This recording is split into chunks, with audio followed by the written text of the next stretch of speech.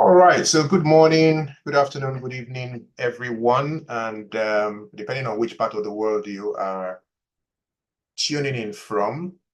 So welcome to the 23rd edition of TCRM Conversations with Esau Bassi. TCRM Conversations is an initiative of the Cross River Movement, which is aimed at engaging and exchanging ideas that can foster the development of Cross River State.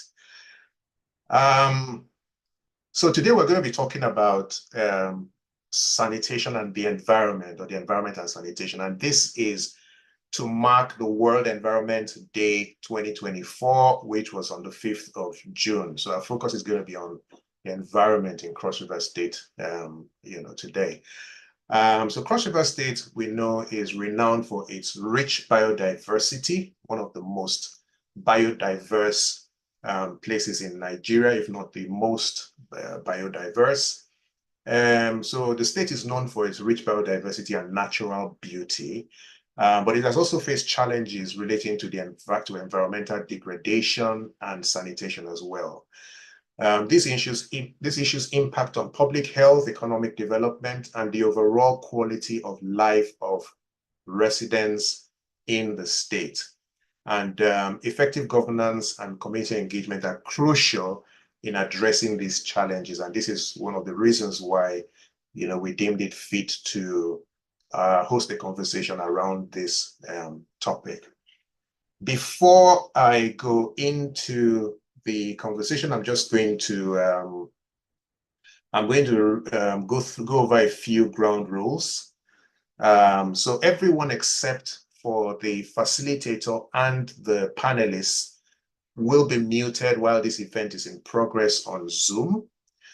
If you have a question to ask any of the panelists, please use the reactions button at the top or the bottom of your Zoom application to raise your hand, and we will unmute you and give you the opportunity to ask your question.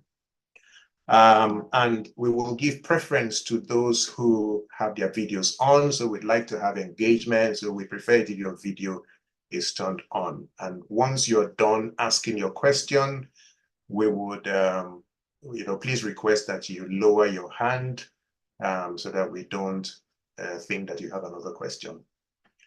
If you're on Zoom, please feel free to use the comments section to share any comments or questions that you may have.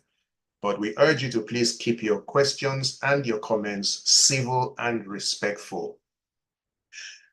If you're following us on YouTube, X, or Facebook, or whatever other platform, would love you to engage with us. Would love you to comment. Would love you to drop your questions as well. And again, please keep them civil and respectful. We are streaming this event live on Sparkling FM 92.3, and if you're listening on Sparkling FM, and you would like to participate, you'd like to ask a question, or you'd like to share your thoughts, you can do so by sending a WhatsApp message to 0806 756 6448. I'll repeat that. It's 0806 756 6448. Now, if you have a topic that you would like to propose for us to have a future conversation around, drop it in the comment section or get in touch with a member of our team, and we'll be happy to get your feedback. Now, the last but not the least, regardless of which platform you're joining us from, whether it is Zoom, YouTube, Facebook, X, whatever, please drop your name and in the comment section, and also tell us where you're joining in from. So I'm going to be watching the Zoom chat right now to see how many people actually do that. So drop your name in the comment section and tell us where you're tuning in from, whether you're in Calabar, you're in Ikom, you're in Etung, you're in Lagos, you're in America, wherever it is. Let's just know. We'd like to have an indication of where people are coming in from. Okay, so that's out of the way. I will introduce our speakers, and once I've done that, I will play a brief video before we open up the conversation. So our, well, not speakers, but say our panelists today, we have the Honorable Commissioner for the Environment, Honorable Moses Osoji. I believe the Honorable Commissioner had to travel at short notice and sent a representative from the Ministry of Environment. So if you're here from the Ministry of Environment, please, would appreciate if you can, drop a comment and let us know that you're here. We also have Dr. Mrs. Anna Etta, who's an associate professor and an environmental activist. We also have Mr. Emmanuel Owan, who is an environmentalist and a senior officer at Nigeria Conservation Foundation. And last but not the least, we have Mary Alolo Ikum, who is the founder of Alolo 365. That, Mary, you may wish to clarify, involved in, recycled textile, and you're also an environmental advocate. So let me use this opportunity to welcome our panelists and also to welcome everyone who has joined us today for this conversation. What I would like to say is that I expect this to be a very engaging conversation. I expect it to be a very frank, engagement. I expect people to contribute because I think this is something that touches on the hearts of Cross Riverians very much, the environment and sanitation as well. Okay, so if you bear with me, I will just play a brief video, which is a vox pop. We sent our volunteers out to the streets of Calabar to gauge public opinion on this very subject, and would like to share that with you now.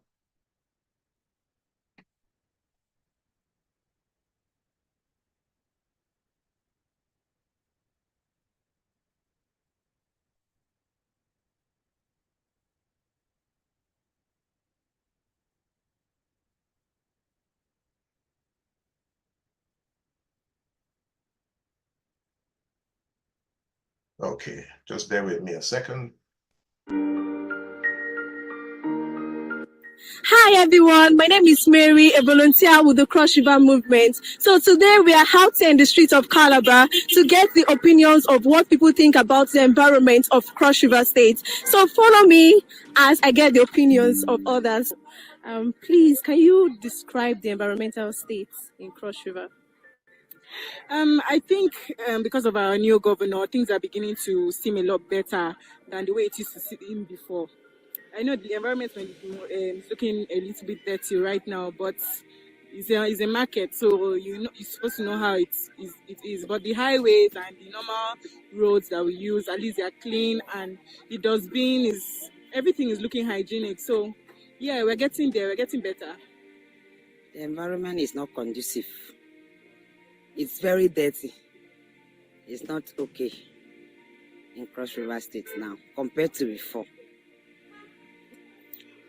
Okay, I will describe, though right now it's kind of a little bit like conducive, but before now it was really bad. So I think the present governor is really trying. Well, I thank God for the new government of River State, especially our governor, Prince Bassey. So everything is going well. Okay, ma'am. And what do you think are the major sources of this pollution, the major factors that leads to this environment being polluted? It's individuals. They don't take care of the environment by themselves. It's the individual, especially the gutters. When rain is falling, that is where they'll go and put their this thing inside. I think the deforestation is a bad thing, limiting oxygen and all of that. Deforestation is not a good thing to do, and when we practice or when people do that, animals, wildlife tend to run away, and then all of that, we no longer have places where people can go to see virgin forest and all of that. So it's really bad. and it's reducing the resources that Cross Riverians have. Has government in any way, contributed to this environmental pollution, like limit or, pull out any forces or whatever to limit the pollution? I don't think so. I've not heard. Don't think so. They are not doing it. Compared to before, anywhere you want to drop maybe nylon or something, they'll come after you. But now it's not like that again. Do ahead of environmental monitoring and program, but I don't think it's really effective. Sanitation every last Saturday of the month is really help the estate to be clean. What have you been able to do to limit the pollution? I just have a refuge container where I put my refuge and I will dispose it properly. Okay, individually, keeping your environment clean and sanitation too, and also trying to kind of, dumping all these waste products properly. I'm glad you've heard people's opinion on the environmental state of Cross River State. Thank you for being with us. My name is Mary. We hope to see you next time. Bye.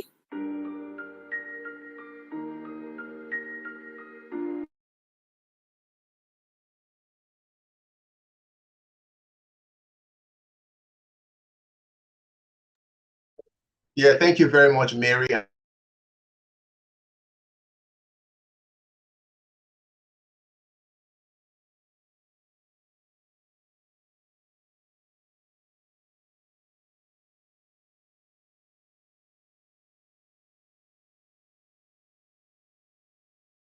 Really exciting. Okay. So we have Dr. Ayo Rockedet. Yes, sir, you can unmute yourself. Please go ahead and unmute yourself.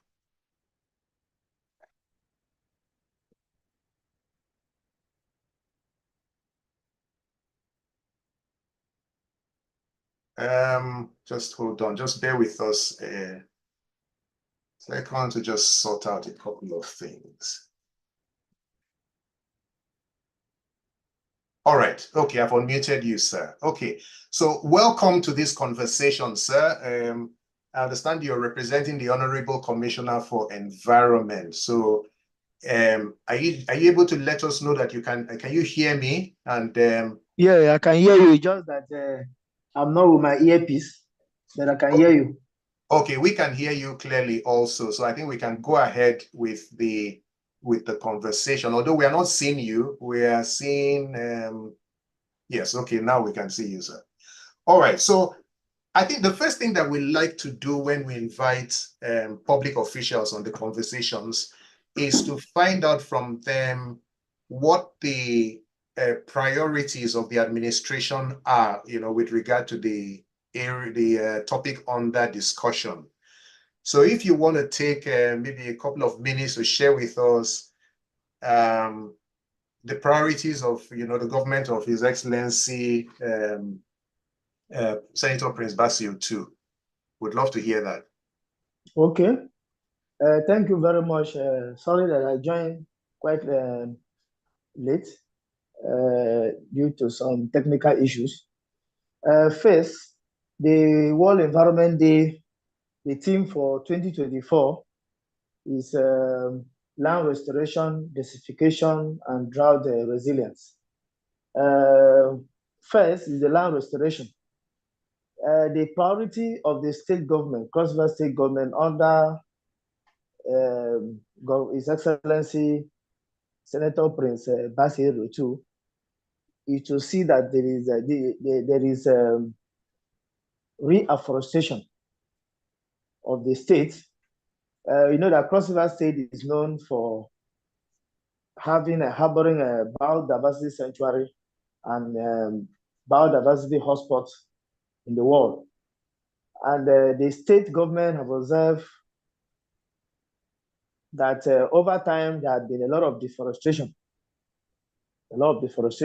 So the emphasis there is to reforestate the area, discourage deforestation, which is under land. And in the land restoration thing, the government is very serious about it under the Commissioner for Environment, Honorable Moses Osogi. Can you hear me, sir? Yes, we can hear you. Okay. So the key thing is that the area, most of the area in the state have been deforested. And as a result, with going with the theme of the world environment, the land restoration, it means that there have been degradation before you talk of restoring the area.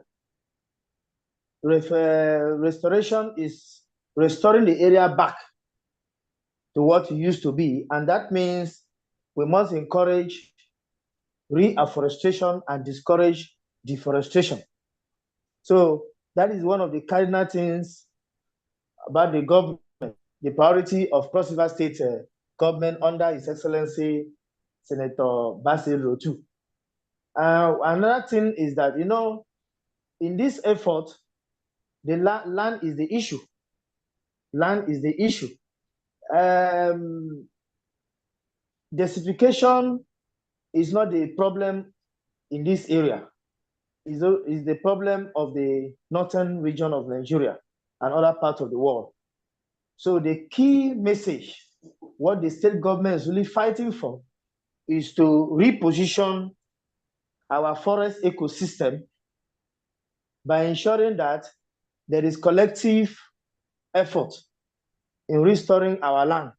I could remember quite well when, during the new map era, where a lot of degraded areas in the states, like in Calabar Metropolis, we have more than 8 locations that have been highly degraded, from Ikorekpo, Ikorawatum, Atakpa area,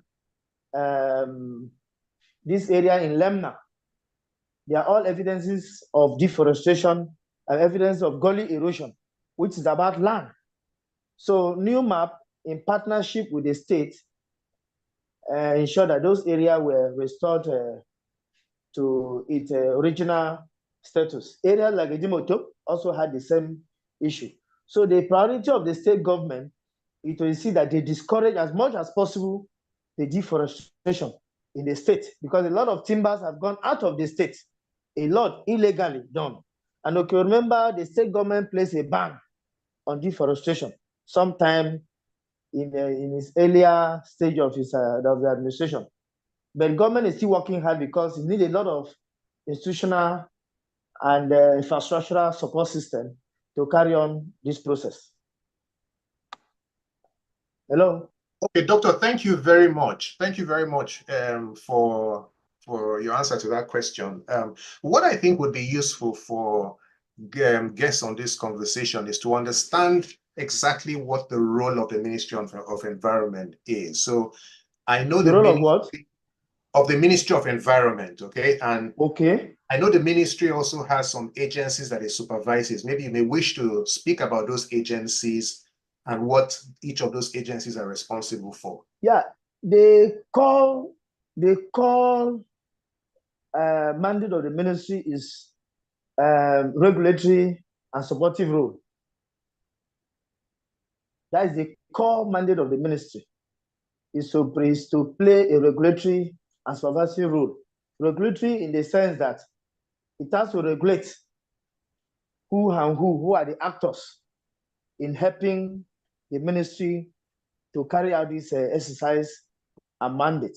For instance, for every project that comes into the state that has to do with the environment, because every project that comes into the state has impact on the environment.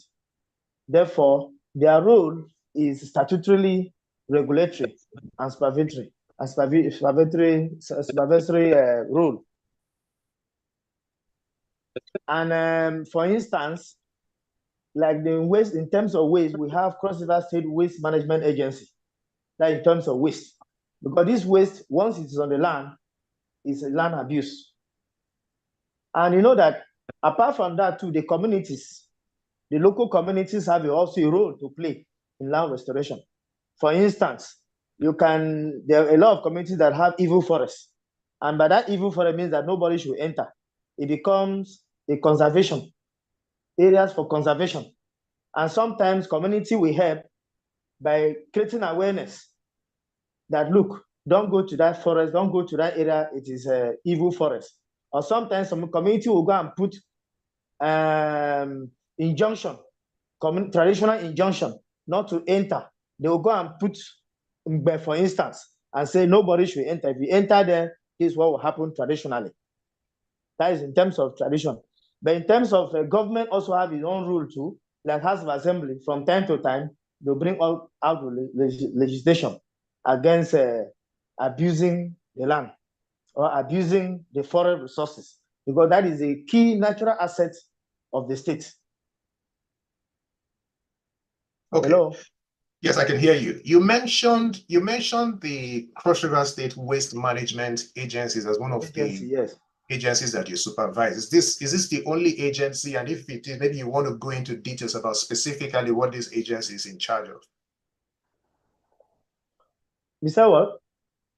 So besides the Cross River State Waste Management Agency, is there on any other agency supervised by the Ministry of Environment? We don't have other agency apart from waste. We don't have apart from I think that is only statutory agency that have Cross River State Waste Management Agency. They are also, because in the balance of Federal Ministry of Environment, we usually take them, they are waste contractors. Other contractors, those who are managing the waste on contractual basis, are under them, and they report to the State Ministry of Environment. Like, okay, you can see those managing, you can see person, you can see other waste contractors in the state trying to manage their waste. But statutorily, we have Cross River State Ministry of Waste Management Agency. Okay, thank you. Someone just asked a question. What about the Forestry Commission? Is the Forestry Commission supervised by the Ministry of Environment? Yeah, the Forestry Commission, they have their relationship is intertwined. The Forestry Commission is solely for forests, but environment, forest resources are under environment. But the key mandate of the Cross River State Ministry of Environment is to manage the forest resources, which is why environment, all of them are under, or seem to be under environment. You know, there are 4 sectors of sub-sectors of agriculture. We have crop, we have livestock, we have forestry, and we have fishery. But ideally,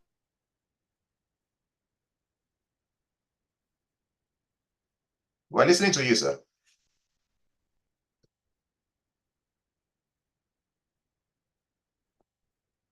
Okay. Yes, sorry. Yeah, carry on. Can you hear me? We can hear you now. Ideally, the Forestry Commission is supposed to be under environment, because when you are carrying out deforestation exercise, it's part of its environment you are dealing with. All of them are under environment. But I'm surprised even with the separation, because Cross River State's Forestry Commission seem to be on its own, but they are solely responsible for forest resources, while environment deal on all. Okay. All right. Before I bring in Dr. Mrs. Anna Etta, I think just one more question for you, which is, so the current administration is sorry, can you hear me? Hello? Yeah, can you hear me? Are you able to hear me? Hello? I can hear you. I don't know. Can you hear me? I can hear you. Okay. All right. So I'll come back to you, but I have one question which I'd like to ask you before I go on to Dr. Mrs. Anna Etta. And the administration, the current administration is into its 2nd year now. Are you able to highlight certain specific achievements of the Ministry of Environment from, since the inception of the current administration? Okay. You mean the achievement of the Cross River State Ministry of Environment since the Yes. current administration? Yeah. Yeah, the achievement is laudable.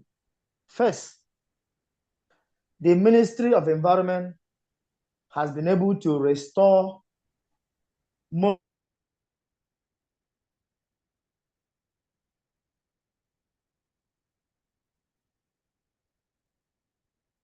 I think the director must be having issues. I mean, statewide. Can you hear me? Sorry, call came in. Hello?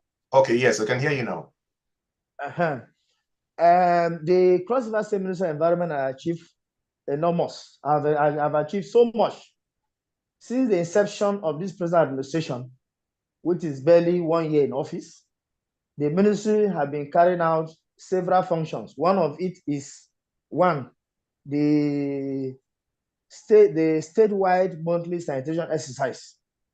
Statewide monthly exercise, which have not taken place in the previous administration. It has done a lot in that area, that is statewide. Secondly, is the weekly sanitation exercise for the market. This is because the market generates tons of waste weekly. And if you wait for every last Saturday of the month, it means that the market will become impassable. And that will create a lot of issues, a lot of sanitary and hygienic issues in the market. The monthly sanitation exercise, the model that the state Ministry of Environment have modeled is such that everybody is involved. Because after all, the Bible says cleanness is next of godliness. The model we have designed in such a way that we have created awareness, even on the media, that you should be part of the statewide monthly sanitation exercise going on simultaneously across the 18 local government areas of the state. We have been able to make awareness on landlords, market women, traditional rulers, for them to be part of that exercise. So it has achieved most in that area. And it also, apart from that area too, the ministry is also looking at those project areas, like the quarries that have been dug and left pits. It's a concern, although that is the mining sector, but it has also to do with the environment. Because in the mining sector, we have what we call MEC, Mines Environmental Compliance Unit, as a unit. So this is how it has to do with the environment. And beside that, to those dredging along the shorelines illegally, the state government has also extended an invitation to them for them to come and let the government know their intention, because dredging has to do with removal of debris, removal of sediment from the floor, from the sea floor. So it's part of that. So there is no week that the Cross River State Ministry of Environment will not give a radio talk or the other. So that for people to know that the Ministry of Environment is up again, and the administration of His Excellency Senator Basi Ederotu is very serious with the issue of environment. We have set a pace for ourselves. We have set a very wide gap for ourselves, for ourselves, that we want the state to be the cleanest in the country and one of the cleanest in Africa. We want to go back to that record. We want to win. We want to have a patent as far as monthly sanitation exercise is concerned in the country and Africa as a continent. All right. Okay. Thank you very much, sir. The achievement of this the Ministry of Environment is laudable, very laudable and very clear, and the awareness is growing because of what we are doing on radio and the media. The awareness is really growing, and you can see that for the sanitation, we have been able to set mobile cops to try people, the offenders, to try the environment, those who have defaulted in one way or the other. It goes, and then that is the enforcement aspect of it, so that people will be aware, citizens will be aware that this exercise is a serious one. Okay. All right. Thank you very much. I appreciate you, scoring yourself highly by, saying that the achievements are laudable. But what I usually say to public officials is that we'd like to hear from the people of Cross River State themselves. I think if they say it's laudable, then we will support you in your assertion. All right, so like I thought, this is going to be a very engaging conversation. Already I can see hands up. The chat section has been buzzing. So if you're just joining us, please drop your name and where it is you're joining us from in the comments section, whether you're on Zoom, you're on X, or Facebook or YouTube, so that we have an idea where people joining from. I would like to bring in Dr. Mrs. Hannah Etta. Mary, kindly be patient. Dr. Etta, you deal with, as an academic, you deal with facts, figures, you do research. Are you able to tell us your assessment of the current state of the environment in Cross River?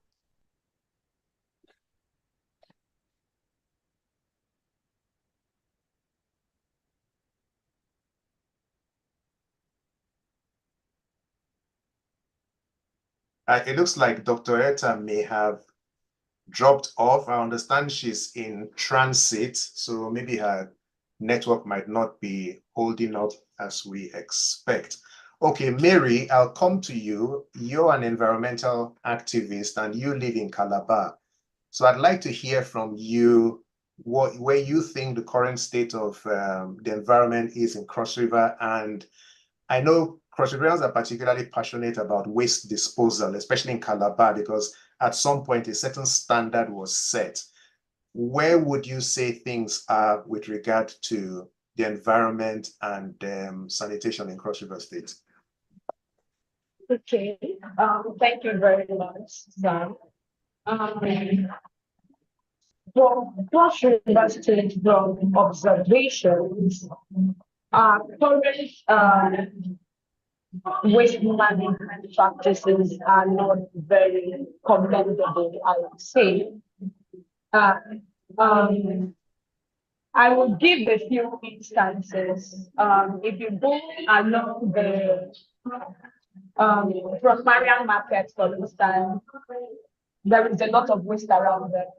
If you go along certain streets like Ejiba, I also know along the IBB Airport Way, there are waste disposals, like residents dump their waste on access roads. And if you go towards the Atimbo Way as well, you still find a lot of refuse dump. Now, sometimes you see this on for weeks, right? Sometimes 5 days ongoing. And some of these areas are closer to mini markets, which a lot of waste is generated, just like the director rightly said. And so before now, we know that the state has set that standard of being the cleanest state, but we know that the past few years, we have struggled with waste management. So I would say currently we are not working at our optimum in terms of our waste management practices, both in our homes and in our neighborhoods and even the states generally. And I believe there's a lot we can still do to get to where we get to be. Mary, thank you for that honest, very frank assessment. I think I will go back to the commissioner, because I think the commissioner on one hand said that the achievements are very laudable, and we're hearing from you, a citizen, someone who lives in Calabar, saying that there's quite a lot to do on the part of the ministry. Commissioner or director, sorry, I don't know if you want to respond to what Mary has said. Okay, thank you very much, Mary. Welcome you. First, we know that we have been able to procure waste receptacle, which is part of the problem. Some areas have had theirs, and we observe that, which we are still trying to appeal to residents in Cross River State, especially in the Calabar metropolis, that they should always dump their waste in the refuse dump, in the receptacle, not to put it on the ground. Some of the contractors evacuating the waste, we have one problem and one complaint on the other. Oh, we cannot go there. But currently, what we are doing now, we are trying to do waste tracking. We have commenced the exercise of waste tracking so that I can sit down in my office, or the commissioner can sit down in his office, and then know where these wastes are. That, in other words, we are trying to digitalize the waste management, the waste evacuation exercise. We know that there are some areas where the waste dump, the waste receptacle are bad, and we evacuated those ones. So pockets of those areas where you find those waste, as you mentioned, we have procured more than 300 waste receptacle for those areas whose waste have been damaged or are non-existent. Because there are some areas where you find waste. If you go around, you see that there are some areas that you never imagine you will find waste. The community will dump the waste there and go away.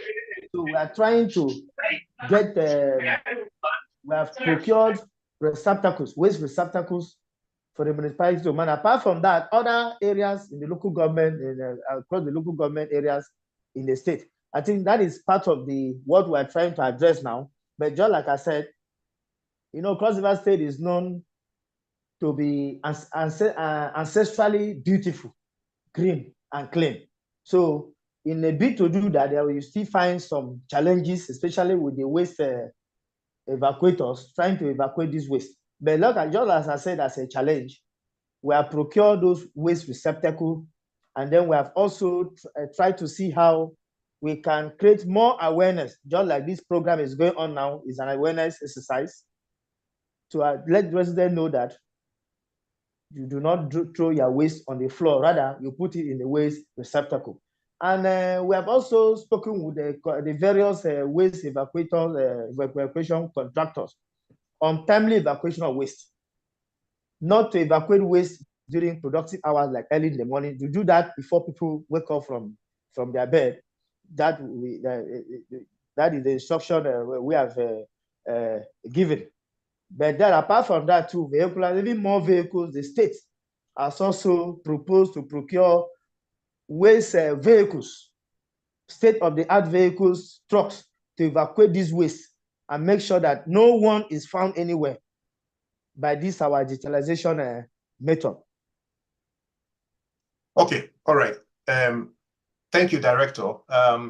We have a few hands up, and so I'm going to give people the opportunity to ask their questions or give their feedback. And just to say, yes, this is interactive. So if you're on Zoom, just use the reactions icon to let us know if you'd like to ask a question or give some feedback. Also, you can do same on social media platforms as well. Okay, I'm going to unmute someone whose name is Buhari. So if you just want to go ahead, if it's Mr. or Mrs. or Haji Buhari, please just feel free to, share with us what you have. Good afternoon, all. Good afternoon. Good Can you hear me? Loud. Yeah, okay, sorry, my name is actually Buhari. I was just being mischievous. My name is actually Edith Achibong, and I'm based in Calabar. I work in Calabar actually, and I noticed that your ministry, I don't know if it's your ministry, that's in charge of waste management fees. Is it your ministry, Honorable Commissioner? No, not our ministry. They are under the Ministry of Environment. Sir? They are under the Waste Management Agency, works with the Ministry of Environment. It is an agency under the Ministry of Environment. So it's supervised by the Ministry of Environment, which Ministry of Environment, yes. They're accountable. They answer to the Commissioner for Environment. Yes. Yeah.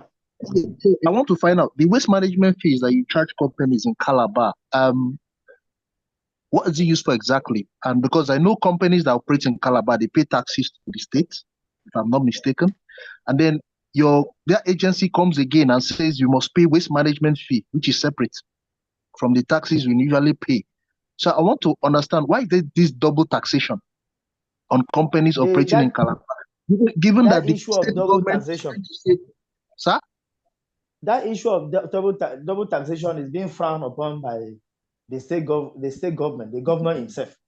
We are trying to see how we can harmonize it. What are they doing about it? Because you have the agents coming to offices and threatening to shut the place and do all sorts of things, you know. So if the governor is frowning, I mean, it's not just about frowning. They should put out a public announcement or something, or pass a law, not just frowning about it. Because as I'm telling you now, it's discouraging a lot of companies from investing in Cross River states, because the taxation in Cross River is so much. Honestly, you have several ministries, several ministries, several parastatals under ministries coming up with different things you have to pay, and if you don't pay, they threaten to shut your business. I mean, and we all know how expensive it is to run a business in Nigeria normally. I mean, let's when you look at your overhead, your normal overhead, you're not even adding other things, and then you come with all these taxes from. Yes, we know the states needs revenue, but I think they should find a way of the only way they can get revenue if companies can come to Cross River and invest, and therefore you have to create an enabling environment for companies to come and invest. But when you come up with all these taxes, why I was asking that question was because even with all the taxes we pay and the waste management fees we pay, if you go around Calabar, you still see heaps of refuse everywhere. You understand? Heaps of refuse. I keep giving an example of Mariam Markets. And the sad thing about Mariam Markets is there are traders selling all around those heaps of refuse, which is a serious health and safety risk, even for the people around there.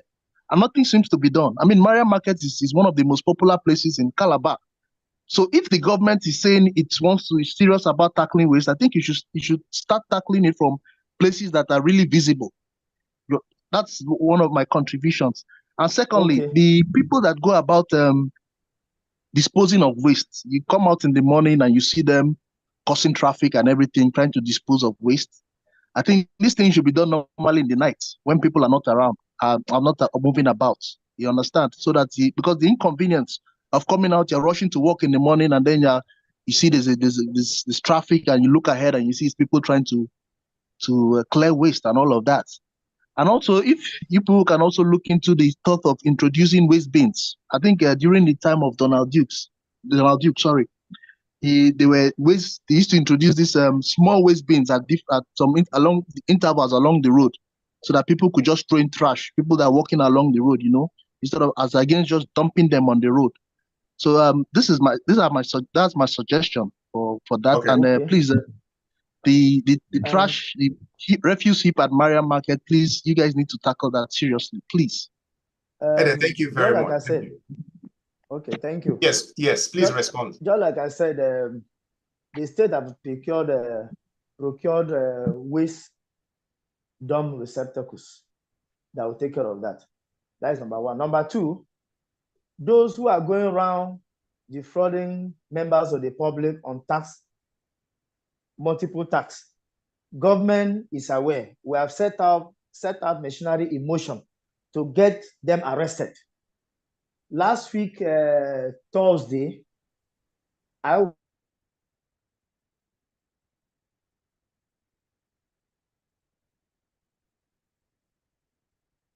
Hello, sir. Are you still there? Okay, I think I will. The same thing was being. Hello? Yeah, I can hear you now. Hello? Sorry, call came in to distract. What I'm saying is that last week, Thursday, I was in IRS on this issue, multiple taxation. The state government is aware. We have set up machinery in motion to get those who are committing this crime arrested and to put a full stop to it. That is the action. Very soon, once they are arrested, they will be prosecuted according to the law of the land. That's number two. Yeah, but Director, it seems to be, sorry to interrupt you, but from what Edet says, it seems to be that these are legitimate agencies of government coming to ask for these funds. So, you know, these are not invisible people. These are actually government officials coming to request government officials fees. According to what, if I understood what Edet said. What is there is that whether government officials, anyone that does that is illegal. So we have set up machinery. In fact, we have set trap to get those involved arrested and prosecuted according to the law of the land. So we have set that in motion. Before it came out with that, we have already discussed that. We have already put machinery in motion.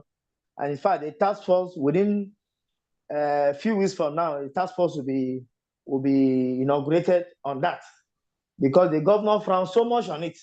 I will not want that in order not to discourage investors from coming to the state. 3, those evacuating waste, we have told them before now, we are going to have a meeting with them to evacuate their waste at night, not in the morning when we're during work hour.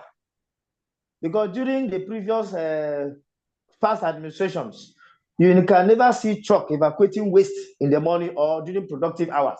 Usually at night, before you wake up from your bed, you see that you will not find any waste around. We have redoubled our effort to see that that is done very professionally. Okay, all right. So let me bring on, I think we have Dr. Mrs. Anna Etta. Madam, my name, hello? Yes, sir. You keep on saying director. I'm not the director, I'm the consultant to the Ministry of Environment. Oh, okay. Okay, all right. Thanks for the clarification. Thank you. All right, so we have Dr. Mrs. Anna Etta. Madam, we tried to bring you on earlier, but I think you dropped off the Zoom at the point. So you're an academic, you're also an activist. I was saying earlier that you deal with figures, you deal with facts, you deal with research. I would like to hear from you your personal assessment of the environmental situation in Cross River State.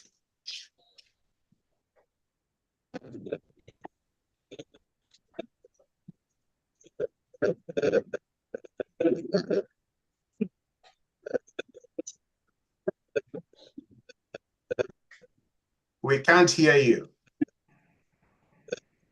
I can't hear too. Yeah. Okay, while we're giving her a bit of time to sort that out, maybe what I'll do, I'll just go through a few comments. So it's very interesting. We have people coming in to this conversation here from Uyo, and they're very exciting. We have, we have from Oweri, we have from Uyo, we have someone from Mbube, we have someone from Ogoja local government, we have from Oweri, and we have someone from Gombe State. Very interesting. All right. Okay, so in terms of so comments, questions, someone is asking what exactly is the plan? How is it being implemented, and how are we monitoring the effectiveness of this laudable plan and project? What is the articulated plan and time frame for this laudable plan? So I guess the person is referring to maybe some of the initiatives that were talked about by the consultant to the ministry. It seems up in the sky, as we usually say with previous administrations. However, only time will tell if the current government is sincere. A question that I would like to put to the consultant is this. Now, obviously, there are challenges with regard to waste evacuation in Cross River State, definitely in Calabar. I can't speak about other parts of Cross River State. Now, Cross River State has a benchmark. So, people would always reflect on how green and how clean the state was under the administration of Mr. Donald Duke. I don't recall under the administration of Donald Duke there being anything like environmental sanitation. My personal view is that environmental sanitation is a relic of military administrations. It's very authoritarian. It seems to have been in effect in Cross River State for maybe the last 12 months. Yet people are still complaining about the lack of effective waste disposal. So, consultant, if you would like to respond, please, on behalf of the ministry, what necessitated environmental sanitation, considering that, we already have a benchmark? What was it that the Duke administration did? Can't we simply go back there and just copy that template and execute it? Okay, thank you. Just like I said earlier, when we came on board this present administration, we saw that we observed that the environment was very defective in terms of waste. In fact, there was some time last year, 2023, before this administration took over, there were a heap of waste, even at the market, blocking roads, so much that the state was at a state of embarrassment. So when we came, people had forgotten about environmental sanitation. They just thought there's there's nothing like environmental sanitation. When we came, we tried now to launch people back to the issue of environmental sanitation. That was why the first 2 months of our exercise were paddling people, creating awareness, going on radio, going on television, create awareness that, environmental sanitation has started again. I want to take the state back, or want to get better, rather than copying the template, because we have as soon as with population increase, you have a lot of waste being generated, especially at the markets. So when we came on board, we look at it and say, no, this thing can no longer continue. It can no longer be business as usual. So the state or residents are beginning to get used to environmental exercise, including motorists who will not have waste bin in their vehicles. So they don't throw waste anywhere. All your waste should be retained in the vehicle and you dispose them responsibly. So when we came on board, it was a difficult time, but then we started by creating awareness, having meetings with the market women, with the traditional institutions, with landlords, and all that. And we are getting there. We know that there are some logistical issues.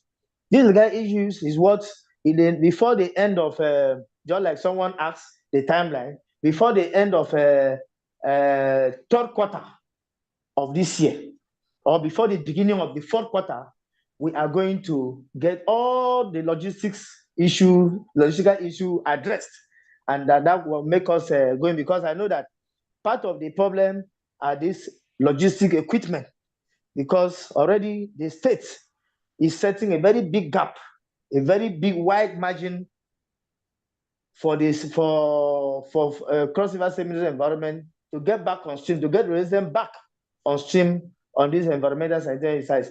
You see, as I said earlier, Cross River State is noted for cleanliness. Used so getting people for what they have, Cross River State is noted ancestrally. When you go to a place, they will tell you, are you from Calabar? Everybody is Calabar man. Whether you're from Aquarium, they say you're Calabar man. A Calabar man does not joke, woman does not joke cleanliness. We are known for that. I want to go back to that template that we had before, so that we can launch the state back into cleanliness. All what you have mentioned, all what that other speakers have mentioned are logistical issues. That's why I said we need infrastructural and institutional support system in order to move. All right. Well, I will come back to you, because I'd really like to ask you some questions on that, because if you say it's a logistical issue, it's really in the hands of government. So people will generate waste. There's no question about that. Who will generate the waste? The question is, where do they take the waste to, and who evacuates the waste from that point? So it seems as if the logistics around evacuating the waste by the agencies responsible for that needs to be sorted out, because if people, I don't think if people are given designated receptacles to go and dump waste in, they will just dump them on the floor. Okay, so anyway, but we'll get back to that. We have a lot of hands raised up. So I'm going to bring in Blessing Ajake. If you can unmute yourself, please go ahead and speak. And if you can switch your video on, that would be preferred. Yeah, thank you very much, sir. Thank you, Dr. Ayo. Okay, so I was going to emphasize or talk on the Mara Market waste disposal as well, but a lot of people have already mentioned that, and I think that's a huge problem as well. So, but I want to talk about this. You mentioned that you have given out 300 receptacles already but I've not seen any in my area. I stay at No, Mariam. I say we are procured, but we are yet to receive it. Okay, okay, we have okay. received. Yeah, I said so we I are was procured, we are yet to okay, receive. okay. Doctor, so in the time being, what are people expected to do with their waste? Okay.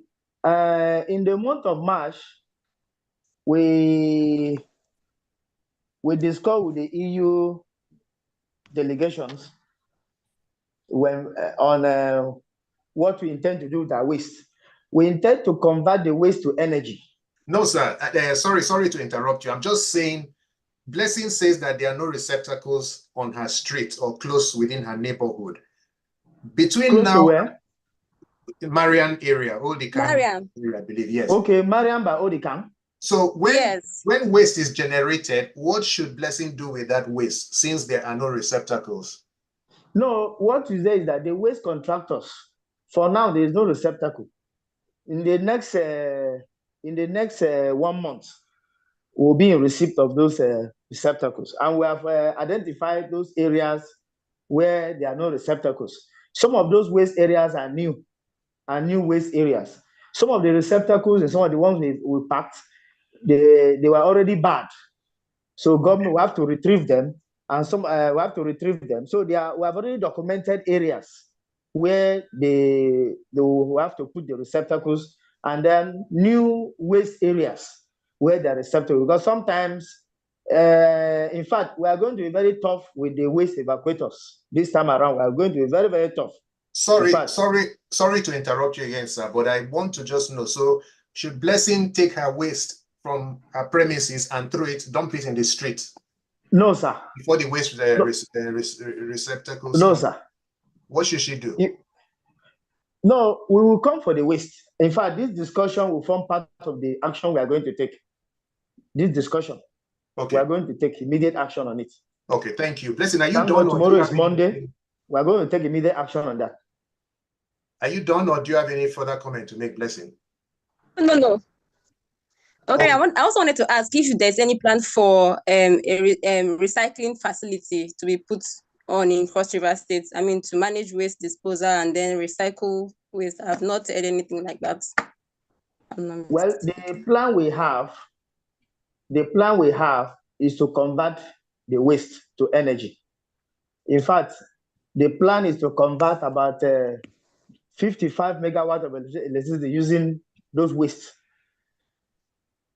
And very soon, to convert those wastes maybe to organic fertilizer and other things, that one is still in the pipeline. But first, we want to convert those wastes to energy. And the moment, part of the things we intend to do too is to, especially plastic waste, is to monetarily induce it. For instance, if you come with 1 ton of plastic, you know how much you get. Before you know, you won't find plastic anywhere. So it's already in our plan. Okay. All right. Let me give other people the opportunity to come on the conversation. So we have Efyomita. Please, if you would kindly speak now. Hello. Yes. Hello. Yeah, we can hear you. Go ahead. Thank you very much. Hello. Please, we can hear you. Carry on, and if you have a question to ask, go ahead and ask it. If you have a comment to make, go ahead, please. My questions is on the real power of digitalization of the waste. I've heard the consultant mentioning it, but before I will come there, I've heard him saying that they will be very tough on their workers. But I could have asked him a question: have they made any safety modalities for the workers? Because this is one of also the another problem. The guys or those boys that will be working, they are human beings like us. I have heard somebody saying they should work in the night. What is even about your own has that concern? Is there anything measures? It's not all about policy. And we also talk about the health conditions of those guys that are working. Apart from that, okay, the next thing is also I wanted to ask. I think the consultant have tried to touch on it also, is still this issue of the waste.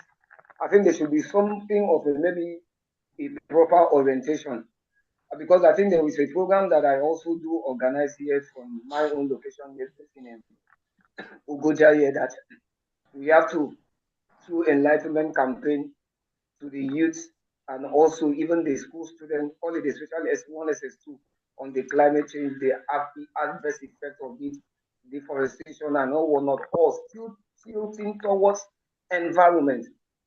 Now, like the consultant, I could have like maybe you will come back and answer us this question because it's very, very important. I'm still asking the real power of us driving the energy from the west, the real power of us having fertilizer, the real power of us having all this. Even the plastic we are talking, we can use it to also build the house. There are so many things. When we talk of environment waste, it's very, very my own area too. It's not all about talking. I'm talking about now the action plan. Will it be feasible? Will it be done? Let it not be a paperwork. Already there is already a ground, or what I could call a foundation for this already laid down. Let's see the working and not the talking. Thank you, sir. Okay, Effiong, thanks very much. Let me bring on I don't know what your name is, Zelmi 2201116TG. Hello. Yes, we can hear you. Okay, good evening. Good evening, sir. Sorry, I'm just joining in a little bit late. My name is Deacon Comrade Ekpenyong. I'm an environmentalist, and as soon as I saw this wonderful program, I was very much interested. Immediately tried to connect. I want to commend you. This is a very good movement. It's very, very important for Cross River State to be able to attain all our past and lost glories. I want to commend the consultant, Dr. Yo, but I want to mention here that there's a question you asked, where the host asked, and was asking something about, I don't know if I can remember, let me check that chat. Was asking you, okay, something about the last administration concerning sanitation exercise, if it's necessary. Why can't we go back? And I think consultant, you didn't give us the answer. To me, Donald, you set up a real good pace for us to follow, even though past administrations have not been following, maybe should I say, have not been doing this continuity bit. But you should answer that question, because to me, the sanitation exercise is not really necessary if all the acts, if all the plans that Donald Duke had kept in place are implemented. Those things will help to address waste management. There's a concept in waste management that says you create, you evacuate waste to dump in another place. That place you dump this waste, what are you doing? Is there a dump site? Is there a strategically placed dump site where you have all the scraps, iron scraps, you have all the plastic scraps, you have all the biodegradable scraps, you have all the papers, you have all the plastics being dumped, where people can go to and take these products or this waste to and dump them. And you have a very wonderful plan talking about energy. Well, I'm not going to discourage us on that part, but the most important thing is, it's just like when you want to build a house. Before you build a skyscraper, you need to have cement, you need to have iron rods, you need to have your chippings, you need to have sand. I'm giving you practical steps about waste. You have not generated the plastics that you are talking about. You have not generated the organic waste. You have not even generated the place you are going to store the organic waste so that it does not impact on the environment with methane gas. All those things are yet to be done. Those are the frameworks. Those are the directions. Someone will say this government is actually doing something in preparation for the said energy, for the said compost waste, for the said fertilizers. You have that, there's nothing to show. So another thing I want to ask also, You talked about receptacles, 300 receptacles. I can remember in the past administration, all the receptacles were all made of iron, which is a major thing that impacts on the environment again, creating more waste, creating more problems. Have we talked about the water in the ground where all these receptacles were kept and they were rusted, they were broken, and those things, when it rains, because of our environment, because of the kind of climate we have, it drips into the receptacles. The receptacles react with the iron, the water reacts, and everything begins to decompose, rust everywhere, dripping into the water, dripping into our sewage, dripping into our gutters and our water table that we all drill boreholes everywhere now. We borehole everywhere, and we drill it and drink, and we say we want to make Cross River clean. What kind of receptacles? Are they going to be made of biodegradable receptacles, or are they of mass plastic? Or we are still going to see iron being brought again to be kept on the roads? I'm telling you these things because those are the things that have been bothering me as an environmentalist, but I never saw a platform to air out my own view. This is what I studied, and I passionately want to do something about it. And I thank God this platform has come. So what are you going to do? What kind of receptacles are we talking about? Because if you are bringing back the steel, the iron kind of rusted iron, not stainless steel, but rusted iron kind of receptacles, that means Cross River State is not yet ready to make this state clean again. Now, I want to also mention some areas that have been polluting the environment. One company I want to mention, with due apology, is the flour mills.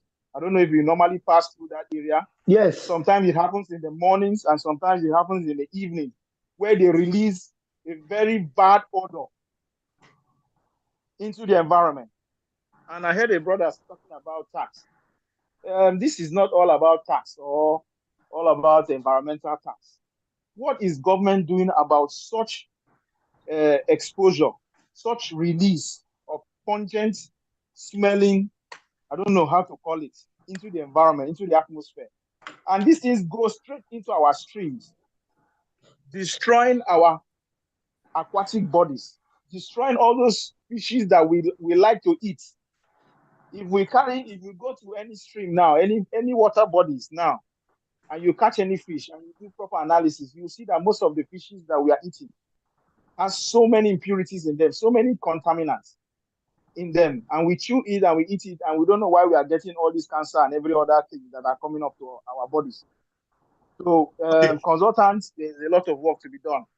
Now, another thing I want to also draw your attention to is I'm going to have to. I know you have a number. Please let me just make this point clear so that wherever you can do and wherever you can. One last point, yes, please go on. Please permit me for just two. I want to talk about the marina area. You know, I'm from Creektown. I travel a lot. I cross the sea to Creektown, and I see what is going on by the marina, where they scavenge all kinds of wreckage, ships and all that. Then those people who are selling by the streams, by the river there, and what they do, what is the Ministry of Environment doing to curtail the extent of contamination that is going on there?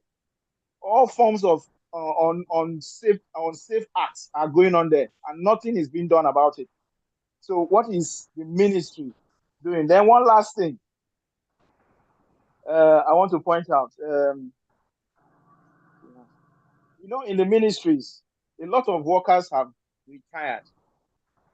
If you go into most ministries, you don't expect your director, even though now they are encouraging directors to clean their offices. We are talking about sanitation. That is where sanitation should start. The lowest who are supposed to be doing those jobs and to be perfect and be passionate and proud of their job, a lot of them have resigned. Cleaners going not doing because they were not able to do that. So what is the ministry doing in terms of bringing back cleaning, proper cleaning of our environment, of our office? Because people that used to do those cleaning are no longer there. What we have are directly in their office who are doing their cleaning. So for now, I'll just rest my case there. All right, thank you very much. Thank you. Dr. there are many questions for you, but let me just take one last hand up, and then after that, I'll give you the opportunity to respond to as many of these questions as you can. So there's someone iPhone. I'm going to unmute you if you can identify yourself and go ahead and give your comments. iPhone.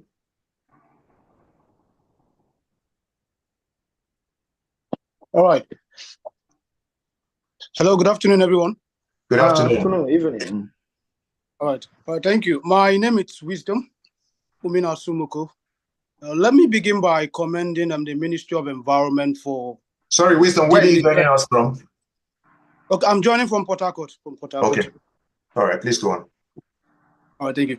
So let me begin by commending the Ministry of Environment for deeming it very necessary to give members of the public an opportunity to interface with the ministry.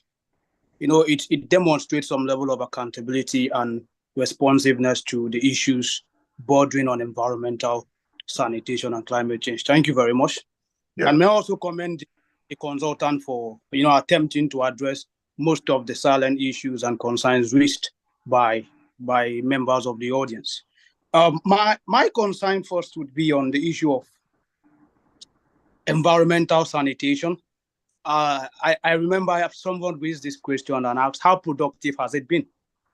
Because we made mention of the template used by the Donald Duke administration without necessarily having to impose monthly environmental sanitation. And I hold a view that the imposition of monthly environmental sanitation, it's not suitable for a city like Calabar. For me, I think the issues of community environmental sanitation is communal. It's more suitable for rural communities and not for a city that, seeks to thrive on a commercial city like Calabar. Because if I imagine shutting down a business for a weekend, sometimes almost 5, 6, 7 hours. So it's counterproductive. It doesn't in any way demonstrate, the sincere desire of the government to attract investors. So I think one of the ways we can address this issue should be on prosecute persons who do not comply with the environmental standards of the state, rather than generally impose environmental sanitation everywhere. And we can also look at the human rights implications on it. So if you're restricting movement on a Saturday, where persons are telling taxpayers who pay money for waste disposals, after paying taxes, you have the state government still has to compel you to stay in your house because the state government wants you to, perform some sort of environmental sanitation. I think the ministry also has to look at the human rights implication and also look at how counterproductive it is to the issues raised as regards, making the state a major commercial city and then the tourism potentials of the state too. Right, thank you very much. That's one point. And then I think it's important also the ministry makes provision for issues as regards hotlines for waste disposal. So somebody made mention of the situation in Olikang. Had it not been for a forum like this, it would have been difficult to even know of that concern. So there should be hotlines where, for instance, if there are waste heaps in Calabar South, that I can simply call and say, the ministry, please, we are having this kind of situation in Calabar South. Because most time when people dump this refuse on the ground and then it stays for a longer period of time and it rains. So the rain ends up sweeping it into our drainages. So, but if we have hotlines where members of the public can call, I think such policies would also help to demonstrate how preemptive, the ministry is in tackling issue of waste disposal and the longer effect it will have on the environment. And then lastly, I talked about on the need to prosecute persons who violate it. It is deliberate. We have seen instances where there is a waste bin and then somebody goes and then send maybe a minor to dispose the waste and they throw it on the ground. These are also issues which we cannot blame the ministry for. So if we have proper legal machineries on ground where persons who violate environmental standards of this nature are being prosecuted, it sends a message, and the message should be a message of deterrence. So I think the ministry also has to work on that. But in a nutshell, I must commend the ministry for a job well done so far. And just like Oliver Twist, we'll keep asking for more because our expectations are high. We met a very high expectation across River State where we could always speak boldly and proudly of. And so our expectations will continue to be high because we expect so much from the ministry. But in a nutshell, we commend the ministry for a job well done. And thank you very much for granting me audience. Okay, Wisdom, very well spoken. Dr. Edith, I think I will come back to you and please give you the opportunity to respond. Okay. Okay. Please go on, sir. Okay. First, there is no environment is everybody's business. There is no major city or commercial city that will not have environmental issues like dumping of waste. Even Lagos State used to do the monthly environmental exercise every Thursday in Lagos. We in the last Saturday of the month is that. Sorry, how long ago, sir? How long? When? We started that sanitation exercise in the month of November last year. No, I mean in Lagos. In Lagos, you say Lagos. In Lagos, Thursday, every Thursday. When was that? Thursday, this administration in Lagos. You're saying that currently in Lagos, every Thursday, there's environmental sanitation. Environmental exercise, yes. And people are not allowed to move. No, the thing, this exercise is just for Cross River State is 3 hours, from 7 a.m. to 10 a.m. So it's not that we shut down the whole day.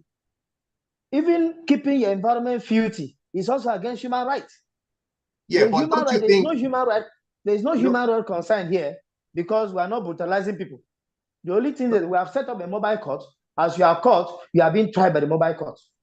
Yeah, but I think that there's human rights implication because if the movement of people, I mean, people.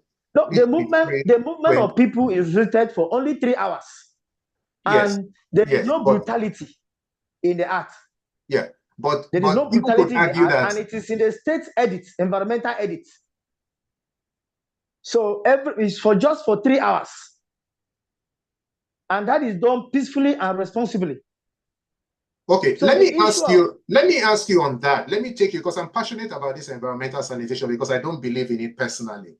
Now, if the receptacles are not there to evacuate the waste that is generated from that exercise, what is the point of that exercise? So I evacuate, I clean up my environment, I clean up my home, my immediate surroundings, I take it out to the road and I dump it there because there's no way for me to evacuate it. What is the point doing that? At the very least, don't you think that the Ministry of Environment should suspend that exercise until the receptacles are available all over the states? We are not saying there are no receptacles. There are receptacles, but there are receptacles that are bad, which we took. And just like someone said that the receptacle should be one that will not be liable to corrosion. So we are not just procuring anything. We are doing in such a way that it will have no impact on the environment because some will be on the floor and it will get rusted and get into the soil. That's number one. Two, just like I said, you mentioned human rights concern. We don't have any issue of human rights because we're not protecting people. It's just for 3 hours from 7 a.m. to 10 a.m. every last Saturday of the month. While in the market is once every week. They have to clean. And then where these receptacles, they will have receptacles. It's just that there are few areas where they segregate about, and there are few areas too where there are new waste dump sites, which we have identified. We have identified, and as I speak with you, in the next 1 month, we are going to get all the areas restored who do not have waste receptacle or who have new areas with no receptacles. We are going to solve that. And one of the things somebody mentioned, where you take waste from here and dump it the other side, there's what we call waste tracking, waste manifest. We have developed that already. The present area where waste have been dumped in at Lemna, the government intends to relocate that place. Like you mentioned, scrap metal, biodegradable waste, plastic. We have scrap metal agency in the states. That's their work. Their duty is that. And then where we are relocating into, where we are relocating into, government plan to relocate it, maybe by beginning of next year, to relocate that area to another area where there will be partitioning of the new waste dump site to address the issue, because what he's talking about is waste segregation.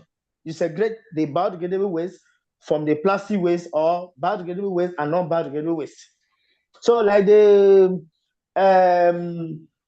one other person made mention, I think I've forgotten what the other man mentioned. So we are acting within the ambit of the law, of the state Ministry of Environment law. We are not violating any, we are not brutalizing anybody. We are doing it responsibly and accountably. Okay, So I wanted to come back. Yeah. In all this, the Donadu template, the Donadu template was such that there was a kind of Donadu template was such that it's not that the Donadu template is more superior. Maybe because we're trying to, for a long time now, I don't want to mention any administration name, for a long time, we've not had this kind of exercise we have had. So people have forgotten about monthly sanitation exercise. People have forgotten about it. So we're trying to bring them back to the consciousness of keeping the environment clean, green. It is a relic. It's a relic of military rule, sir. It's a relic of military rule, and the people of Cross River State don't need a monthly environmental sanitation exercise to keep their environment. You said Cross River State don't need it. Going by history, about history, it's not something that we need, and it impacts on the economy of the state. So let's take someone who maybe is an event planner, for example. Okay, you deny the person 3 hours on a Saturday. Within those 3 hours, that person could have, it could be that person would have had 3 events or 2 events to manage in a day from which they would earn income. But all of a sudden, because 3 hours are unavailable to them, they can only manage 1 event. So there's that impact across the economy for, in my opinion, no value whatsoever in terms of improved quality of environment and sanitation. But that's just a personal opinion. Okay, that is personal. You see, it has a lot of impact. Remember, it's once a month, not every week. It's just once a month. For the 3 hours of restriction of movement, both human and vehicle movement is a lot. Okay, so let me because we're conscious of the fact that we have limited time. Let me just, David Etom, I think you have a comment to make. If you can make it in 1 minute, then we were not able to have the participation of Dr. Anna Etta, but she recorded an audio which I'd like to play out. And then we'll take some closing remarks and bring the conversation to a close. Mr. David Etom, please, 1 minute. Thank you. Less than 1 minute. Thank you very much for the opportunity to speak. My name is David Etom. I'm the president of the Calabar Chamber of Commerce. The gentleman that was just talking about the relocation of Lemna, it's a good idea, but I think the degree of degradation or contamination that has occurred by Lemna, what is the plan for remediation when you relocate it? And then what is the plan, the new dump site you are going to? What is the environmental impact management program or plan that will be there that will ensure that the dump site you are using, we don't have leaching where contaminants leak into the groundwater and then begin to create problems in the groundwater.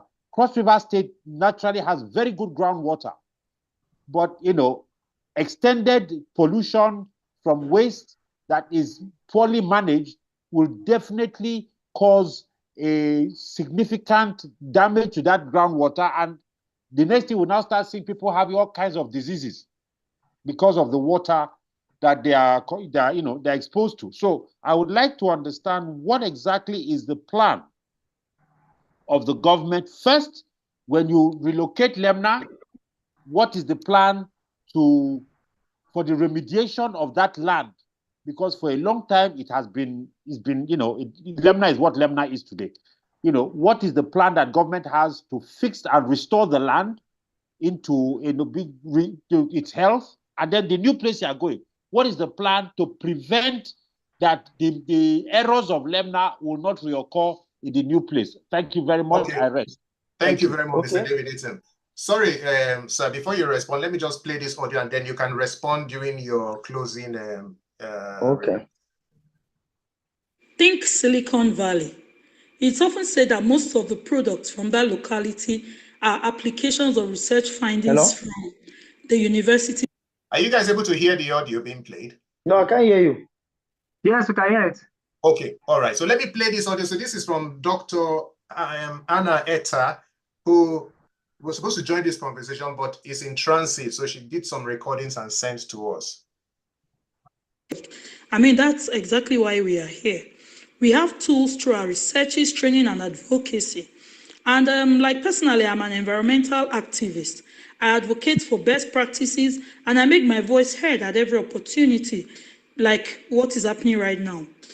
In our Constitution, Section 20 of the 1999 Constitution, the state is empowered to protect and improve the environment and safeguard the water, air and land, forest and wildlife of Nigeria.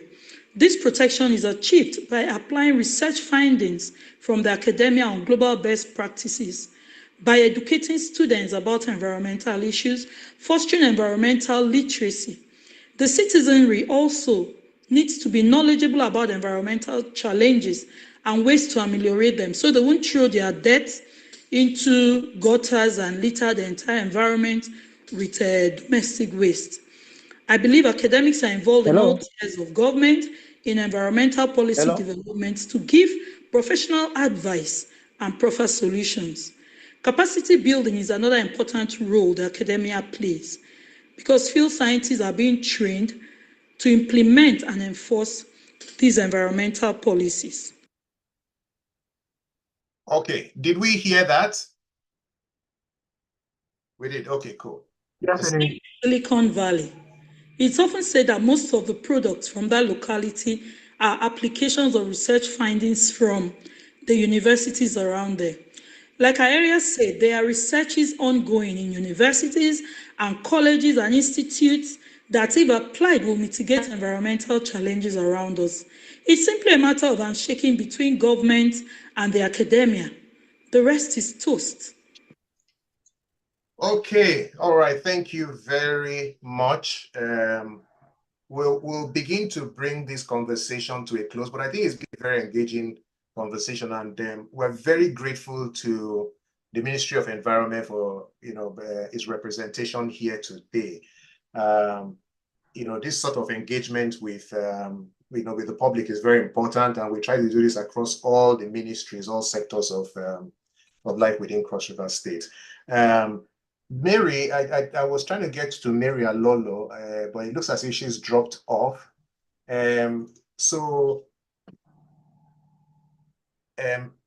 Yeah, Doctor, if you can, please just give us, your closing remarks. And I know that there are some outstanding questions which you might want to answer as well. You may use this opportunity to do so also.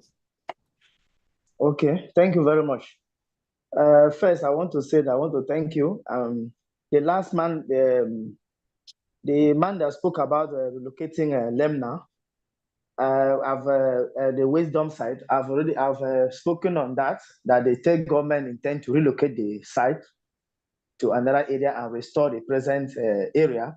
First, before we do that, we are going to use environmental management tool, one which we call PIA, post-impact assessment, to find out the degree of impact where the area was being used as a dump site. Two, for the new area, for the new waste dump site, we are going to do environmental impact assessment of the area and then manage the area in such a way that it will be in consonance with the global international best practices. I want to say that this exercise is a lot more. We will continue to subject the state's sanitation exercise to public comment and responses. I want to say that is a big thank you and continue to pray for us, for the state, because we want to make the state the cleanest state in the country and perhaps Africa as a continent. I want to say that for we, environment is a business and it is everybody's business. So we must keep it clean, we must keep it green, we must keep it healthy in line with global best practices. Thank you. All right, thank you very much. There's a comment that I'd like to read out. There have been so many comments, and I think the level of engagement during today's conversation shows how passionate people are about, the issues pertaining to environment. And I think that we would love to bring the commissioner back, or whoever might represent the commissioner back, maybe in 3 months' time, because I think people In still 3 have months' a time? lot. Yeah, I would say within that sort of time frame, because people still have a lot of questions. There's still a lot of discussions that I think people would like to have around sanitation. But this person is saying, this is Tara Henshaw saying, my concern is Calabar South. There are a lot fewer waste bins in Calabar South. One waste bin caters for 4 to 5 streets. And when we heard of 300 bins donated by NDDC, we were excited. However, I don't think we have seen up to 10 of these bins in the streets of Calabar, especially Calabar South. So that's just some feedback. Okay, so Dr. Hannah, we've played the audio. Unfortunately, would have loved to engage with her on the conversation, but I want to use this opportunity to thank panelists, thank the representative or the commissioner of the Ministry of Environment. I think it speaks volumes about the ministry when they are ready to send people to engage with the public, when they are ready to engage with the public and answer questions directly from the public. So that's a good thing, and we commend the ministry for that. From this conversation, I think it's obvious that there's still a lot of work. People still have very high expectations which remain unmet. But I think it's been good hearing from everyone who's contributed to this conversation this evening. I want to thank you all for joining. Thank you to everyone who's listening in on social media platforms. And I will hand over to Kennedy Omojefe to just take us through a few announcements before we round up. Okay.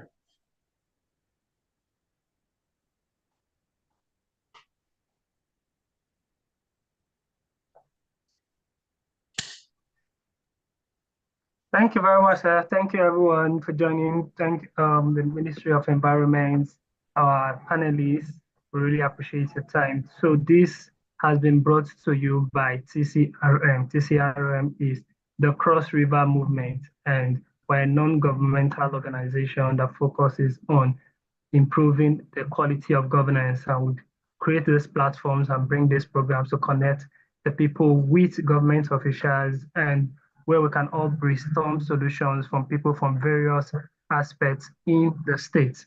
So this is a platform, and you can always connect with other activities. We have had various ministries in the past, and we'll be having some other ministries. You can find the recordings of all our programs and this on our YouTube channel, which is Cross River Move. YouTube, just go to Cross River Move, YouTube/Cross River Move. You can also connect with our website, which is www.crossrivermove.com, at www.crossrivermove.com. And visit us on all our social media platforms. This conversation also is streamed on Facebook at crossrivermove.com, on Instagram at crossriver_move. Our next conversation will be coming in fortnight, so we do this every 2 weeks. So join our platforms and you'll be well updated on the next conversation to join and contribute your voice to how we can all promote good governance in Cross River State. So thank you, everybody, for joining us. We really appreciate it.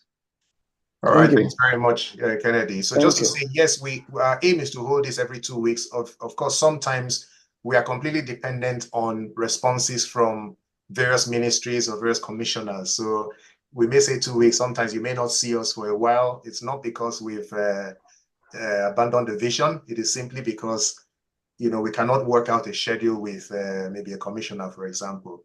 So thanks very much for keeping faith with us. We will, keep you informed about the next event. And if you're interested in promoting governance in Cross River State and you'd like to volunteer for us, please get in touch with us. Send us a comment in the chat or email us at info@crossrivermove.com, or get in touch with us on our social media channels. We'd love to have you on board to help drive better governance in Cross River State.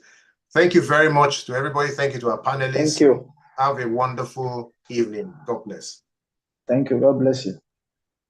Okay. Very much, everyone.